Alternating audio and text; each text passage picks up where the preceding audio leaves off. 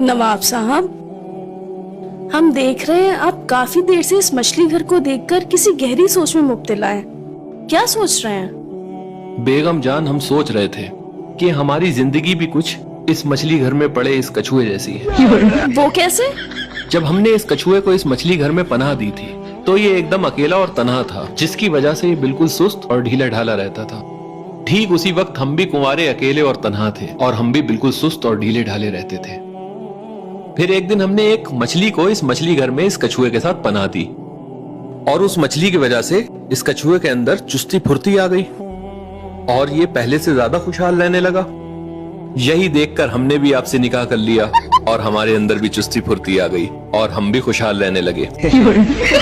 लेकिन अभी चंद रोज पहले हमने कुछ अदद मछलियों को और पनाह दी और हमने देखा कि इस कछुए के मिजाज में गजब की तब्दीली आ गई है और ये पहले से ज्यादा तेज तर्रार हो गया है और पहले से ज्यादा खुशहाल रहने लगा है।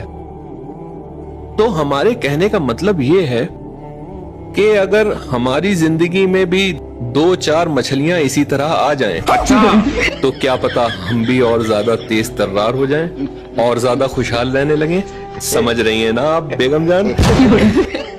नवाब साहब, आपको इतना घुमा फिरा के इस बात को कहने की कोई जरूरत नहीं है। हम आपकी बात को बखूबी समझ गए कि आप दूसरे निकाह के ख्वाहिशमंद हैं। लेकिन एक मुश्किल है नवाब साहब। वो क्या बेगम जान? इस मछली घर में आप चाहें जितनी भी मछलियों को पनाह दे दें, लेकिन इस कछुए पे कोई असर नहीं पड़ेगा। वो क्यों? क्योंकि इस कछुए की पीठ बेहद मजबूत है, जो कि आपकी नहीं है। तो अपनी जिंदगी में कोई भी दूसरी मछली लाने से पहले एक बार अपनी पीठ का ख्याल जरूर कर लीजिएगा।